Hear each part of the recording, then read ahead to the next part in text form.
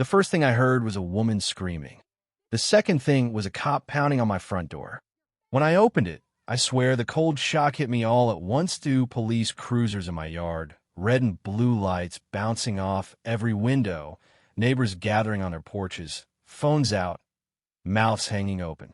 And right in the middle of my driveway stood Karen, shaking a stack of papers above her head like she was leading some kind of holy crusade. "He's refusing to vacate my house," she shouted, loud enough to rattle the streetlights. "I'm a new owner, arrest him." For a second, I honestly wondered if I'd stepped into a parallel universe, because behind me was my living room, my photos on the wall, my old golden retriever barking his head off upstairs, and in my hand, the original deed with my name in bold black ink. All of this chaos, this choking, surreal tension started from one stupid moment. The day I refused to hand Karen a copy of my house keys. You want to know how things went from no to 911 in less than 6 months? Buckle up.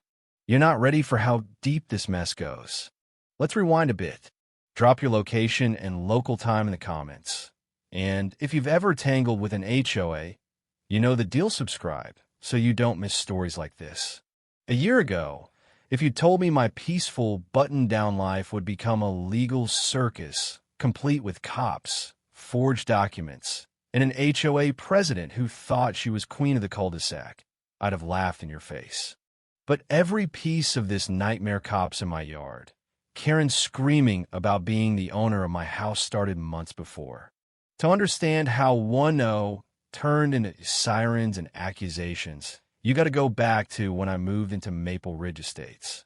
I was 40, had a decent job in IT security, and finally bought a home at the end of a quiet cul-de-sac. White fence, neat shrubs, garage big enough for my dream workshop. Maple Ridge looked perfect, clean streets, friendly neighbors, a wooden sign that read, "A peaceful place to live." But what that sign didn't say was peaceful as long as you don't cross the HOA. I met Karen at my first community meeting. She swept in wearing a neon pink blazer bright enough to blind a bat, clipboard in hand, smile as tight as a drum. She talked like she expected everyone to salute. Regulation this, regulation that. I knew her type instantly, folks who think HOA authority is handed down from Mount Olympus. For the first few months, I kept my head down. I wasn't looking for drama. But Karen's radar for non-compliant homeowners locked onto me right away. Her first email came 3 months later. "Your trash bin was visible for 8 minutes after pickup. Please adhere to community standards." 8 minutes. I was still sweeping the garage. I replied, "Thanks for the reminder," and ignored it. But that was just the appetizer. Soon came, "Grass near your mailbox is 2 inches above the allowed limit." I measured. It was more like 1.6 inches, but whatever. Next, there's an unapproved tool rack visible from the street. It was inside my garage. Still, I didn't argue. But I started saving every email, PDFs, printouts, you name it. I work in cybersecurity. Documenting everything is just what I do. Turned out, it would save me. The real trouble started when Karen introduced her latest initiative, the Emergency Access Key Program. Every homeowner must provide the HOA a copy of their house keys for emergencies. She worded it like she was saving lives. The kicker? Non-compliance may affect your standing in the neighborhood. Lady, I worked in security too long to fall for that. Giving volunteers keys to my home? Flat out insane, not to mention illegal. I dug into the CC and RS. No line anywhere said they could demand access. So I replied, "I will not be providing any keys. HOA does not have legal authority to demand access to private residences." Karen shot back within 18 minutes. It is disappointing to see a homeowner refusing to support community initiatives. The board will review your refusal. Oh, great. Review my refusal sounded a whole lot like, "We're going to punish you." Suddenly, I was on her hit list. Next newsletter? Passive-aggressive section about certain residents jeopardizing community safety. Neighbors started giving me side-eye. "Why won't you give them your keys? What are you hiding? I just smiled. Privacy isn't a crime. But deep down, I knew nobody gets this obsessed over a set of keys unless they want something bigger. One day, Karen showed up on my porch with two board members, blocking my door like cops serving a warrant. "We need your house keys now." I stood firm. "No, and that's final." Karen's smile went thin as a knife blade. "You're making this harder than it needs to be. Compliance is mandatory, not according to the documents." You'd think I'd slapped her. People who don't cooperate often find this neighborhood unsuitable for them. That was the first threat, plain as day. That night, surrounded by every HOA document, I caught something odd in an update about keys with different formatting, weird spacing, a notary stamp dated 2 years after the notary had retired. Karen hadn't found a loophole, she'd invented one. She believed if she printed it on HOA letterhead and forged a signature, it magically became law. That's when I realized Karen didn't just want my keys, she wanted control over my home. And refusing her? That was war. Things went nuclear fast. Karen launched a smear campaign, turning the next newsletter into a hit piece. Some homeowners are actively refusing to cooperate with emergency preparedness guidelines, putting the community at risk. No names, but everybody knew. Overnight, I went from neighbor to neighborhood pariah. People stared at me like I was stockpiling explosives. Then came the fines. Non-compliance fee, $150 per week. Taped to my door. I laughed. Fines can't be made up out of thin air. I wrote back, "These fines are invalid. Any attempt to enforce them will be considered harassment." Karen replied in 30 minutes. "Your refusal is noted. The board will proceed accordingly." After that, I noticed cars slowing in front of my house. Strangers snapping photos. Someone left a realtor's card under my mat thinking of selling. Not me, but maybe someone else was thinking about it for me. I realized Karen was building a narrative.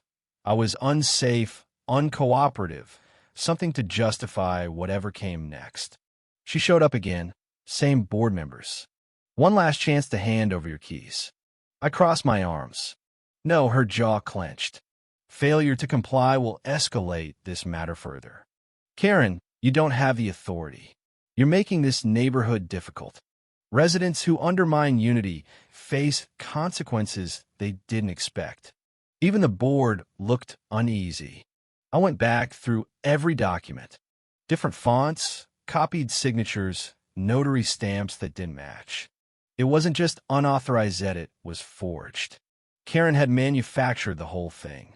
A week later, a guy I'd never seen stood on my lawn, taking photos, clipboard in hand. Said he was doing a compliance check. Sure. That night, security footage showed him snapping pictures of my windows, locks, and side gate.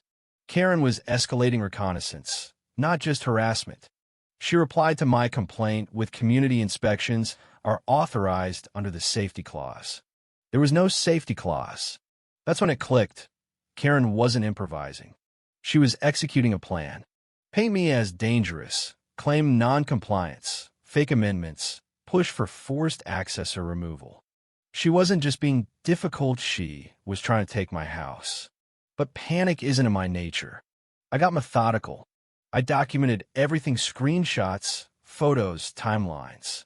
Karen thought she was building a case. She had no idea I was building a bigger one. Then she made her biggest mistake. She tried to file a fraudulent lien on my property. I got an alert from the county recorder's office. The clerk flagged it wrong notary, wrong signature, obviously fake. I reported it immediately. That Saturday, she called the cops, tried to stage her final act.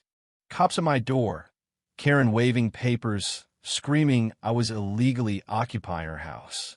I handed the officers my deed, every real document, and a neat stack of evidence showing Karen's entire paper trail of fraud fake amendments, forged signatures, videos of strangers trespassing, even the failed lien attempt.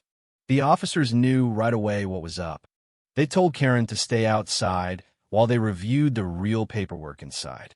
When they left, she was standing in my driveway, clutching her clipboard, suddenly looking a whole lot less like the queen of the neighborhood and a whole lot more like someone about to lose everything. For days after, the neighborhood was weirdly silent. Karen vanished, no more patrols, no more emails, nothing. But people like her don't give up. They regroup and double down. Soon, I noticed new tire tracks in my grass. My cameras caught someone creeping around my side yard with a phone, documenting violations. Then came 3 emails accusing me of safety hazards: 1 leaf in my gutter, a hose on the ground, a hairline crack in my driveway. She sent a fake compliance officer to my door: badges, uniform, everything. I kept the door chained, told him to leave, recorded the whole thing.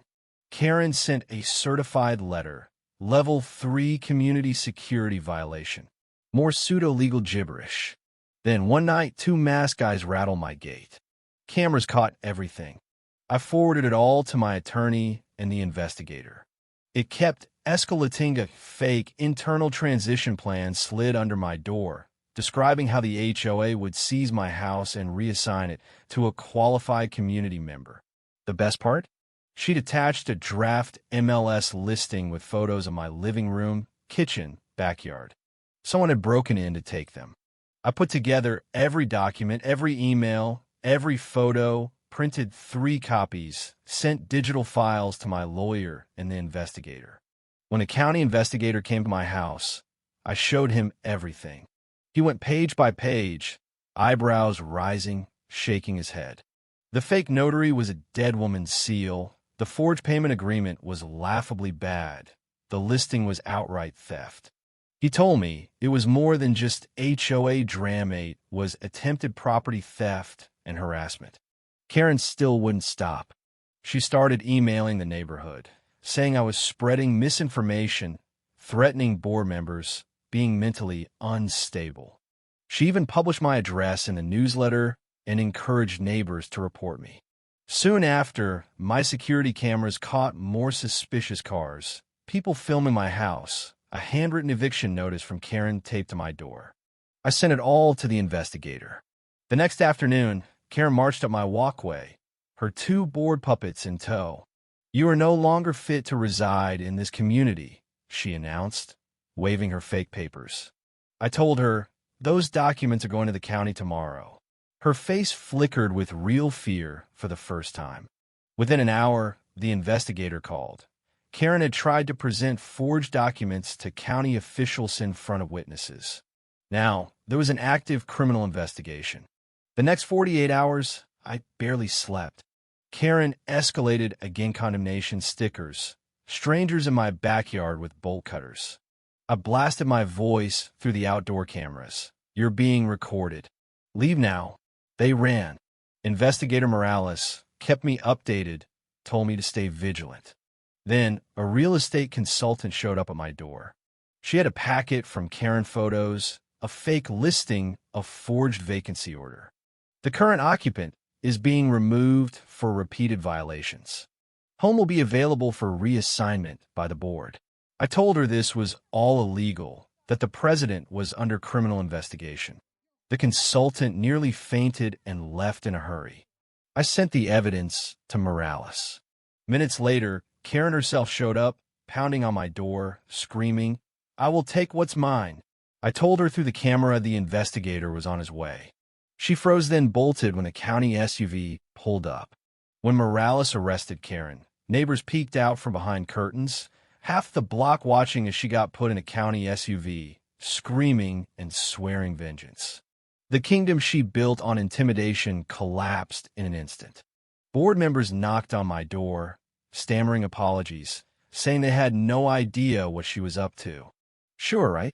That night, the apologies kept coming. Neighbors some I barely knew stood on my porch, embarrassed, ashamed, admitting they believed every rumor Karen had spread. One even thanked me for standing up to her. "People like her don't stop until someone stops them," he said, voice steady as bedrock. "You did." The official packet from the DEA arrived next day. Criminal charges filed against Karen: attempted real estate fraud, forgery, false reporting, conspiracy to commit unlawful eviction, impersonation of government authority, and more.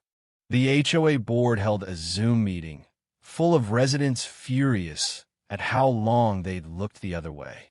By the end, 2 board members resigned, and the HOA collapsed into chaos. The Karen era was over, but the story wasn't quite done. Court day came. Karen looked like a ghost of her former, self-known neon blazer. No power strut, just gray and hunched and terrified.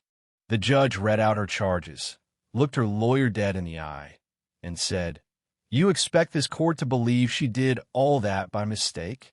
The courtroom murmured. I took the stand, presented every piece of evidence. When the fake MLS listing came out, the judge's eyebrows shot up so fast I nearly laughed. Karen broke down sobbing. He was a danger. I had to protect the community. By stealing his house, the judge shot back. Your client meant exactly what she said. Her intent is clear. When a verdict came, it was more than satisfying. It was justice. Karen, the self-proclaimed queen of Maple Ridge Estates, wasn't above the law after all. So was I the villain for refusing to hand over my keys? Or was I just the first guy to say no to a bully who finally pushed too far? You tell me. Comment bido? Ever dealt with a Karen like this? What would you have done? Is there ever such a thing as a good HOA president? And don't forget to subscribe for more stories like this one, because in a world run by little tyrants, sometimes the only way to keep your home is to fight like hell for it.